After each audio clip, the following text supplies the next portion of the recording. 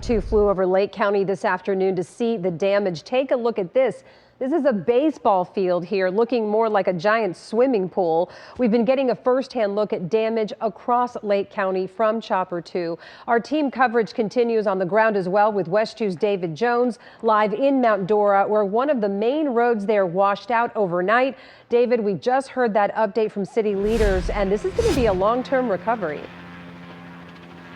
Nancy, you're right. It will be long term. The mayor did not mince words in saying that. He said probably at least there's about a year or so because of the unique hydrology and topography of this road, of this area that is sunk in here behind me. Now, what we did learn during this press conference, Waterman Village is a retirement home just past that hole that you're seeing there in the ground, and off to the left a little bit. That, he says, actually contributed to a lot of the flooding that led to this sinkhole. He says that about 20 homes had to be evacuated from Waterman Village. Damage assessments still underway, both countywide and citywide here in Mount Dora. But just taking a look at what this rainstorm brought us, it'll take a lot of planning and time, again, just because of how wet this area is. Chopper 2 was overhead, getting a bird's eye view of the damage caused by Sunday's excessive rainfall. A massive crater smack dab in the middle of one of the main thoroughfares into the city of Mount Dora.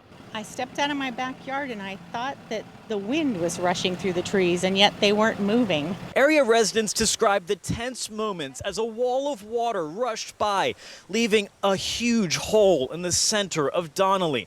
Mangled guardrail and asphalt strewn about. There was probably a 60 to 100 foot wide swath of water flowing through like a tsunami. Stunned, completely stunned. I guess the city of Mount Dora is going to have to do a new road project. Donnelly is a major entry point to downtown. We're heading into the holidays, which is an incredibly busy season here. Some residents have spoken out against nearby development. Viewers shared pictures and video of water pooling at nearby Bristol Park Apartments on 441, part of a large new construction site on former Orange Grove land. So see, this is not just water collecting from a regular rainfall. This whole area was sort of built to handle that, but it's not built to handle washout from a construction site that's just been cleared. All the orange groves are gone. The apartment complex is there.